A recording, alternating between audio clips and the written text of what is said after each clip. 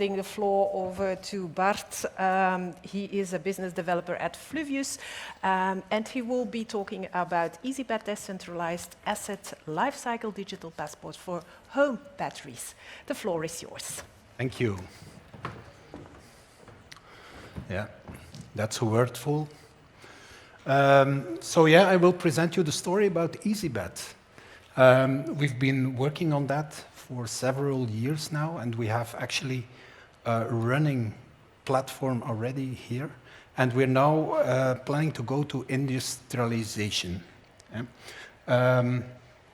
But I would like to explain you here in my talk why we actually built this, how we build it, and then, of course, how it all works. Maybe the biggest question, and everyone is like puzzled with that, is why should you use blockchain?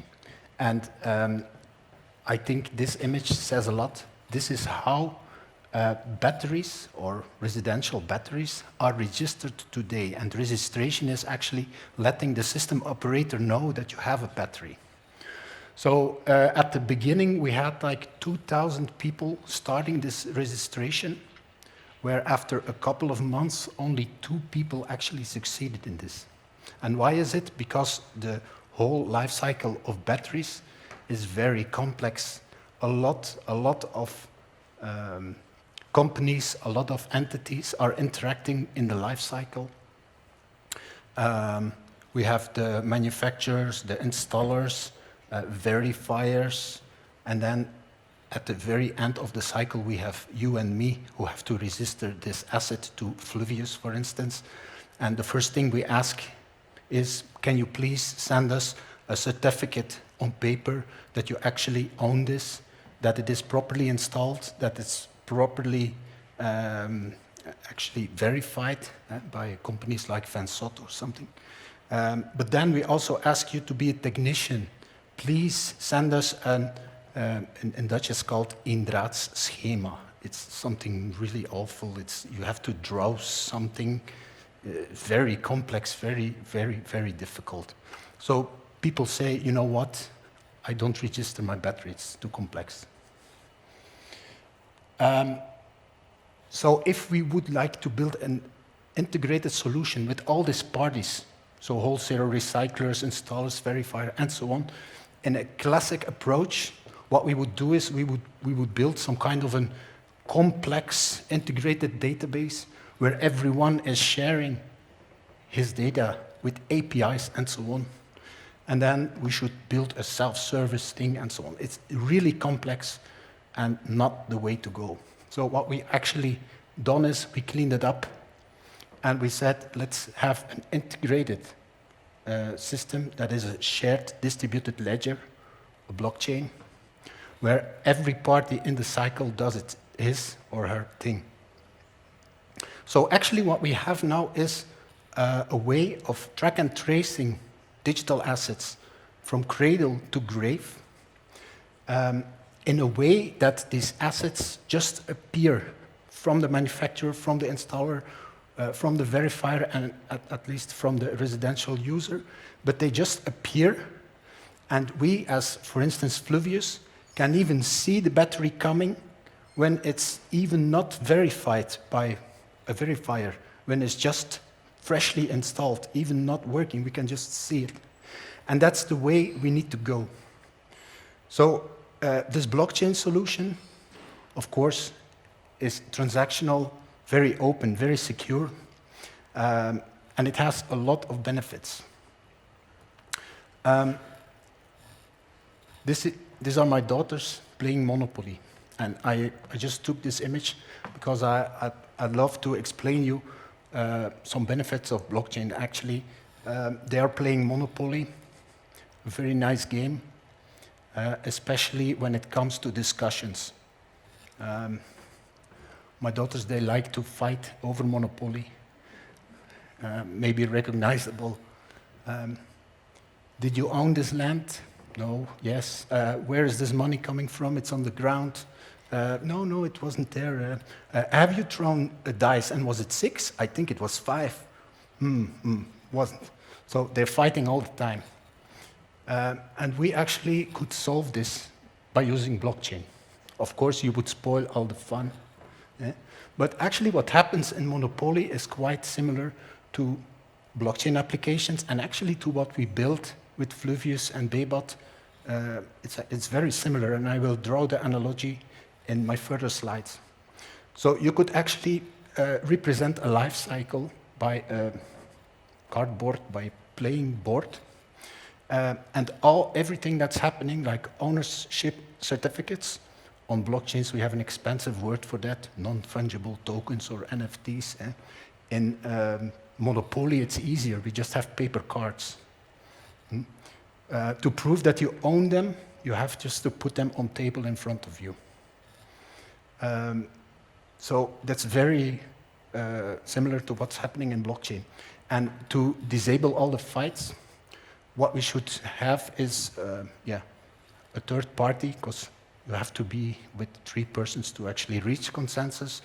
But if my daughters would agree that every transaction that's happening, throwing a dice, is written in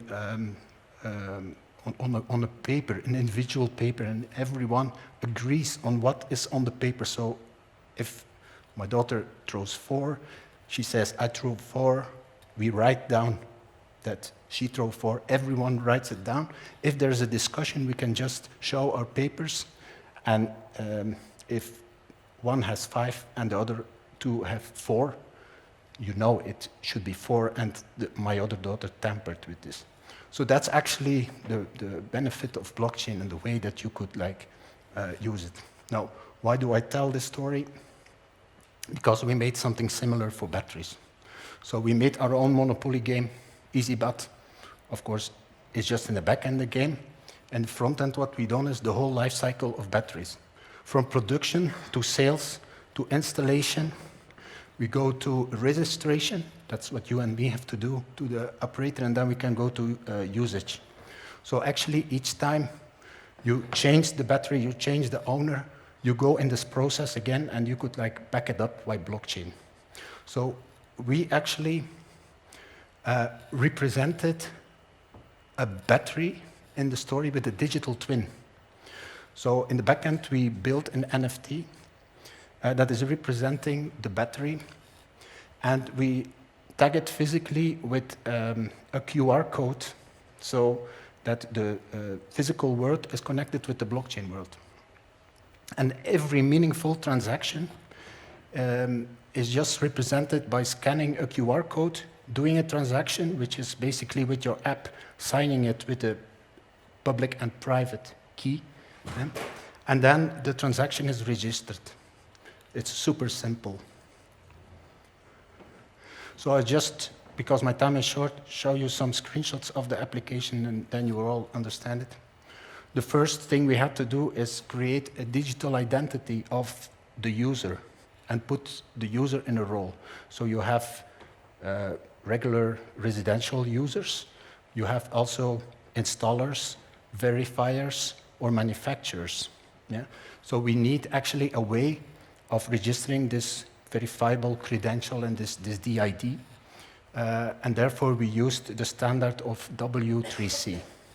Yeah. So for an end user, it's not much trouble. We use the cell phone number and a physical way of verifying. So here, your thumb, so connecting the owner to the private public key pair. And in the back end, we just create a blockchain identity wallet. So in this test environment, how does it work? An OEM creates a battery, and he actually just ties a QR code, a physical tag, physical QR code, to this digital public key. He would just stick that tag onto the asset, and from then on, it's created on the blockchain as a digital identifier. So in this demonstration app, we kept it really simple. We only have attributes, which model is this battery, how much is the weight, and what type of battery is it, okay?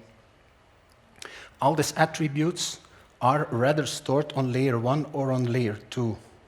So we don't store all the data on a blockchain. When it's not necessarily to be there, we just store it on a decentralized layer 2 network, and actually we use IPFS for that. For the tech people, that can be interesting. So we just store the hash to the data. And next to that, we can store even more, not just text, but we also store GPS coordinates, we also store imageries. So first step, OEM creates the battery, tags it, and creates it on-chain.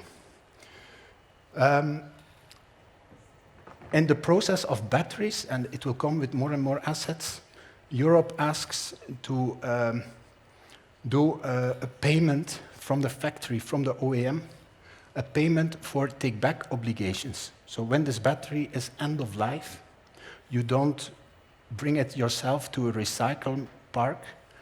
There's somebody coming to get it. And what is quite new in all these flows is that Europe asks manufacturers to pay upfront for this.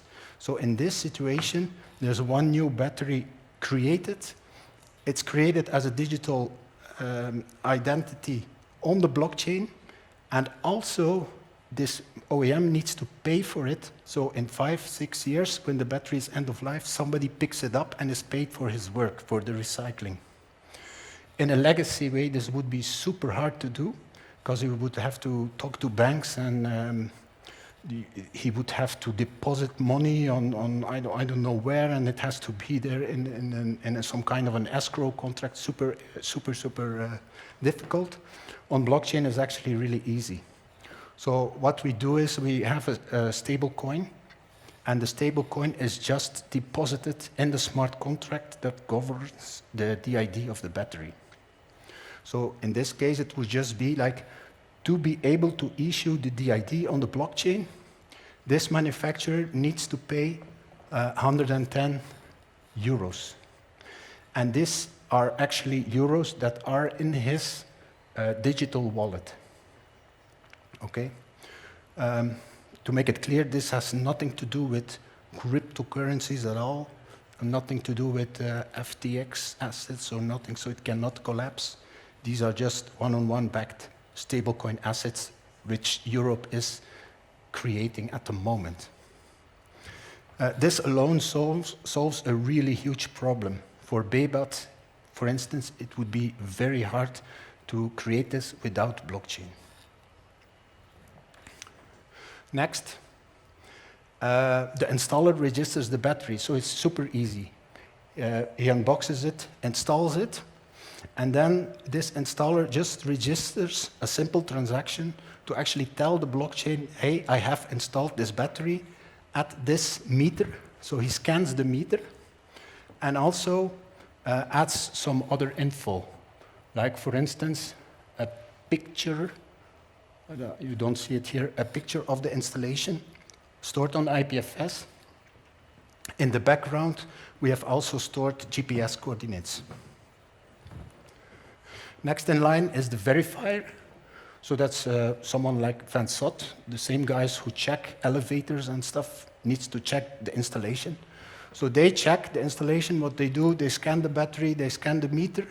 So here's already a double check that nothing has changed or nothing is like tampered. Gets all the info, GPS coordinates, everything is all right. Then he can upload the legacy document, which is still there in the process, also to the IPFS network. And there comes the interesting thing, thumbs up or thumbs down. If everything is okay, he presses thumbs up, but he digitally signs it with his credentials. He's in the role with his DID as a verifier, so we are quite sure as Fluvius that there actually has been a verifier at the customer, at the place where the battery is, so we don't have to check this anymore. To give you an idea, for Fluvius today, this is an equivalent of 6 FTEs a year to check only if the paperwork is not tampered with. So in Dutch, de keuringsverslagen. they are often tampered. They change the date, they change information about the battery, and so on and so on. So we don't need that anymore. And then the last step, Fluvius. So I'm the happy user of this battery. I want to register to Fluvius.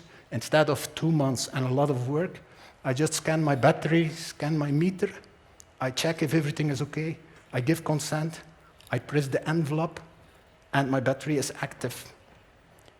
Also, technically, I could get paid any bounty for battery, a premie in Dutch. I could get it paid directly.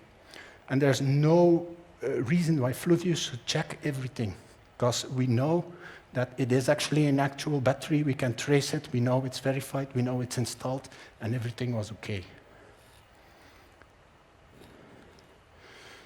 So by implementing this, Fluvius is able to see all the batteries that were not registered.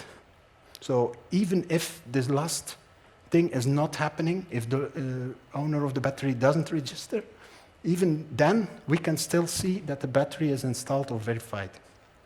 That's a huge benefit. So this is actually a way of registering assets in a decentralized way, of registering assets that are not created by a centralized party like Fluvius, for instance. And we are planning, Simon Sinek again, we are planning to do a lot of fancy stuff in the future. For instance, a battery is not just a battery, it's actually a Merkle tree of different units in batteries. We have already implemented this. APIs and so on and so on. These are just some fancy slides. You can watch it when you get the presentation. This is a QR code. If you cannot scan it, you can get it in the slides afterwards. It's just leading to some website that shows some stuff about EasyBat. Okay, that's mainly it. And we're planning to create a consortium for this. But this is still quite challenging, even for companies that are working on this for years, like creating consortia for this kind of decentralized things. It's quite challenging, but we are going to make it, definitely. Thank you for your interest, and if you have any questions, please reach out to me later.